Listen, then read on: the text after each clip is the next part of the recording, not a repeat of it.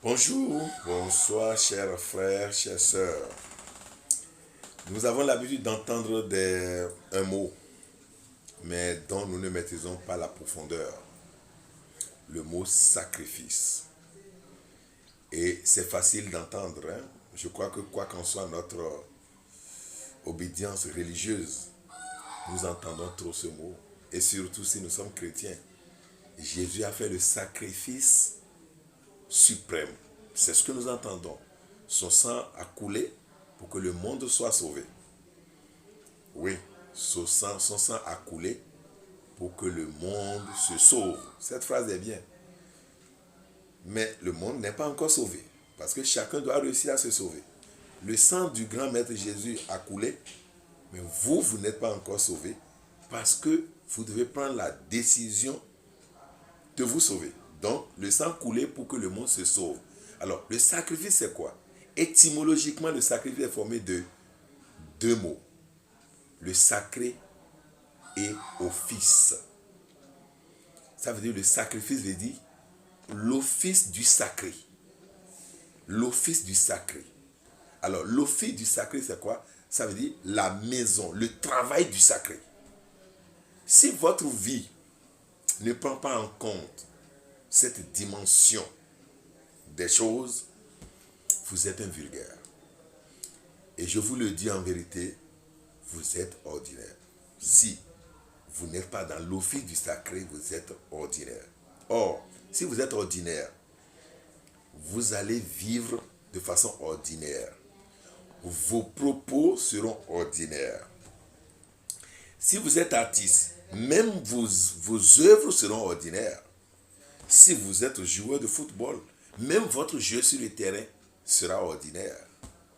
Si vous êtes cuisinier, ce que vous préparez pour les gens sera ordinaire. Parce que vous allez copier seulement ce que les gens avaient fait jusqu'à un moment donné. Et vous allez faire exactement ça. Alors qu'est-ce que vous avez apporté de plus? Vous vivez dans l'ordinaire. Alors bonjour chers amis de l'ordinaire. Maintenant, nous allons vous pousser à dépasser cette limite, cette frontière de l'ordinaire pour aller dans l'extraordinaire. Vous allez quitter l'ordinaire pour l'extraordinaire. Et l'extraordinaire, c'est se dépasser. Et quand vous arrivez à vous dépasser, vous rentrez dans l'office du sacré parce que vous ne pouvez pas vous dépasser sans faire appel au divin qui est caché en vous.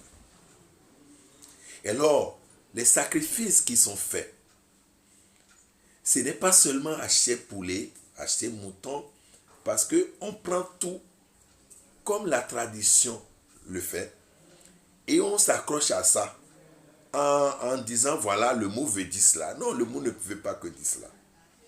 Vous avez la possibilité de faire tellement de sacrifices, je vais en citer quelques-uns tout à l'heure.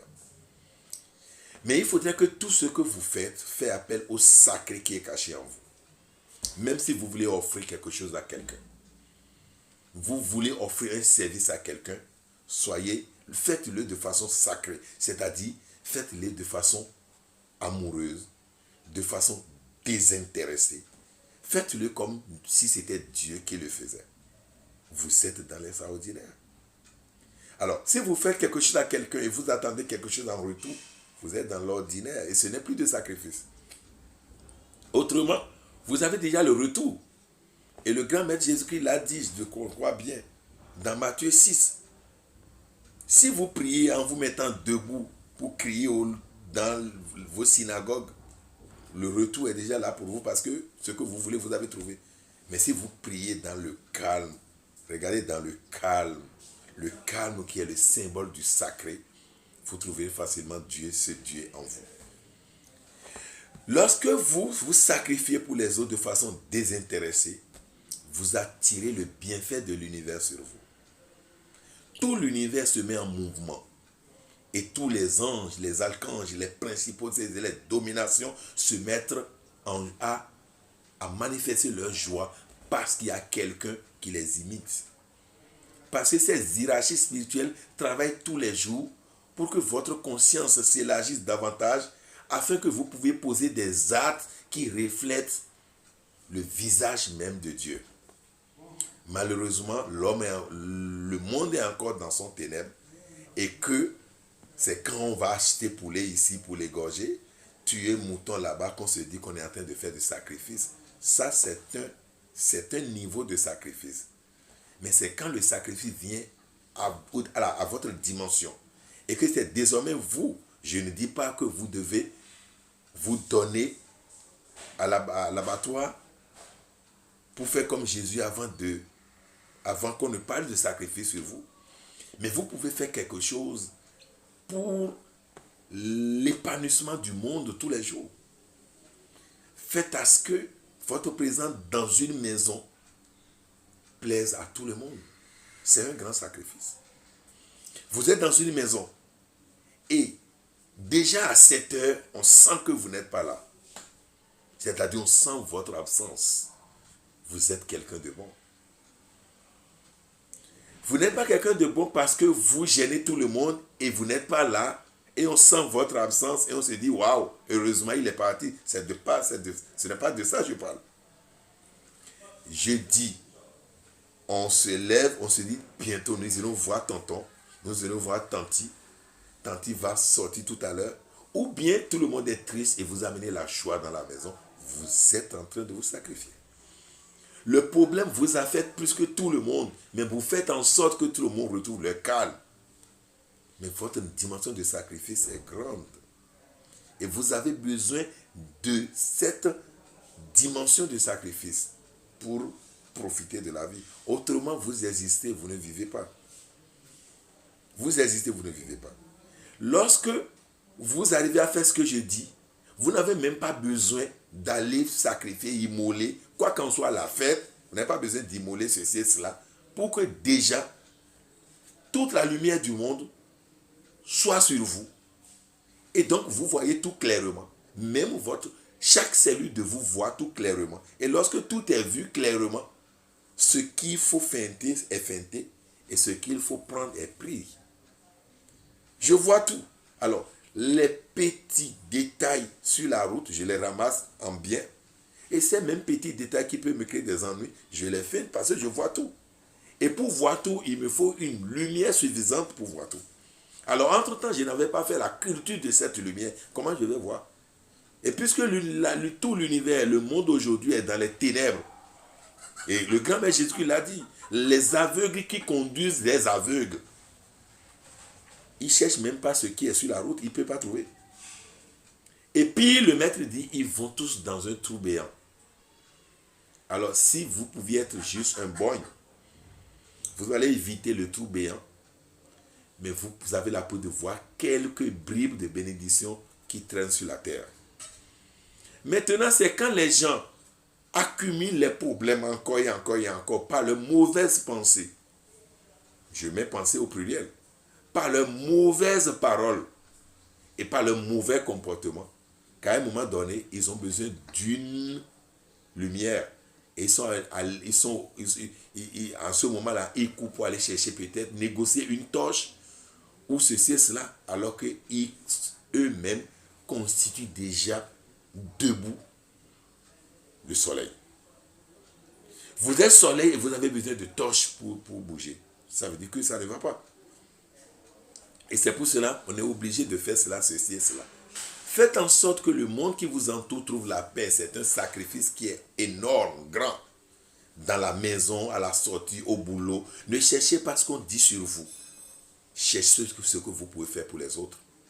Afin de les amener à vivre la joie, à profiter de la joie. Aider les autres à être dans l'harmonie. Que dis-je? Dans leur propre harmonie. Ce n'est pas parce qu'on a parlé de toi, quelqu'un a réussi ça, et on t'a fait écouter, que celui qui a parlé devient ennemi. Alors, si tel devait être le cas, à quoi servent les boîtes à suggestions qu'on mette dans les banques, comme dans certaines entreprises? C'est parce qu'on veut qu'on soit critiqué, afin qu'on améliore ses rendements. Mais aujourd'hui, maintenant, ce n'est pas dans les boîtes, ce n'est pas dans la boîte à suggestions, c'est enregistré dans portable et on te joue ça. Et tu t'énerves. Tu t'énerves contre qui? Tu t'énerves contre toi-même. Parce que tu as besoin de ça pour évoluer, pour grandir. C'est ça le sacrifice. Mais si vous n'avez pas encore ce niveau, commencez quand même par emprunter les torches, c'est-à-dire la lumière des autres. Commencez par utiliser cette lumière et la même lumière va vous aider à activer votre propre lumière intérieure. C'est-à-dire, avec tout ce que vous avez fait dans le passé, vous qui créez du désordre en vous. Vous avez besoin de l'ordre en vous. Et pour mettre de l'ordre, il faut aller vers ceux qui peuvent voir autrement ou au-delà de ce que tout le monde voit.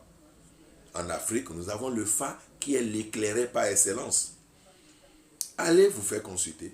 Et parfois, lorsque vous faites des sacrifices, peut-être que la vieille femme au village qui n'a plus mangé de la viande, ça fait longtemps, le Bokono va demander peut-être une chèvre. Ne pensez pas que c'est lui qui a besoin de manger de la viande. En tuant cette chèvre et en offrant comme sacrifice, on partage un peu, et même la vieille dame qui n'a plus mangé de la viande, ça fait longtemps, va trouver peut-être quelques morceaux. Et cela fait la joie d'une journée pour elle. Alors imaginez son merci. Son merci va te chercher. Son merci sera comme une étoile qui te cherche, qui va coller à ton front et qui deviendra l'ampoule qui va commencer par t'aider à voir certaines choses qui t'échappaient. Et comme plus tu vois, plus tu discernes. Et plus tu discernes, plus tu vois. Encore et encore, jusqu'à toute la vie, ce sera facile. Ton Dieu ne peut pas t'envoyer sur la terre pour que tu souffres. Ça c'est embêter Dieu. Ton Dieu ne peut pas t'envoyer sur la terre pour que tu penses que la vie est une lutte. Une lutte avec qui? Est-ce que Dieu t'a créé pour que tu luttes avec lui-même? Non. Tu cherches la lutte parce que c'est ce que tu es. Et tu luttes contre tes amis. Tu vas prendre des cigarettes, tu fumes, tu vas insulter ton père et tu dis la vie est une lutte. Est-ce que c'est la cigarette qui est une lutte ou c'est la vie qui est une lutte? Tu vas boire, tu vas rentrer dans une buvette et boire jusqu'à tu insultes tout le monde et après, quand tout devient compliqué pour toi, tu dis la vie est une lutte, la vie est un combat. La vie est un combat contre qui? Contre toi ou contre la boisson que tu as prise ou contre la buvette dans laquelle tu es allé boire. Arrêtons un peu. Il n'y a pas de combat dans ce monde. Le monde reste monde. On dit rien ne se crée, rien ne se perd, tout se transforme. Le monde reste vierge. Et si tu oses creuser de trous dedans, tu vas essayer de trouver quelque chose pour boucher le trou. Et c'est quand tu veux boucher le trou que tu commences à transpirer et tu penses que c'est un combat. C'est en ce moment que tu luttes parce qu'il faut chercher, tu as trouvé entre-temps, il faut aller fermer le trou. Désormais, pour trouver, il faut être sûr d'utiliser le trou. Et comme ça, tu vas transpirer une seule fois. Le temps où tu trouves là, le monde là, c'est parce que tu veux utiliser l'intérieur. Là, tu vas transpirer une seule fois. Et tu jouis après. Maintenant, si tu sais que ce que tu fais là, tu vas aller fermer ça après là, mieux vaut ne pas trouver. Et c'est en cela que les gens ont du mal à porter leur croix. Sacrifiez-vous pour les autres, encore et encore. Battez-vous, faites en sorte que les gens trouvent la paix quand vous êtes là. Et quand vous n'êtes pas là, tout le monde sent que vous n'êtes pas là. Et tout le monde demande, où est tonton, où est Fofo, où est papa, où est maman, où est tanti. Je crois qu'en ce moment-là, tout vous sera facile dans la vie. Mais on vous voit parfois en cours pour s'enfermer. Ce serait compliqué. Je veux que, en passant tous les jours, dans n'importe quelle dimension de votre vie, souriez tout simplement aux gens. Promettez même des choses sans honorer à vos promesses constitue de très bons sacrifices parce que ça met quand même la personne dans l'espoir de prendre quelque chose chez quelqu'un un jour et celui qui est prêt à peut-être se suicider ne va plus se suicider parce que quelqu'un lui a promis quelque chose. C'est déjà un sacrifice. Commencez par tenter quelque chose et vous aurez cette paix. Vous êtes déjà cette paix.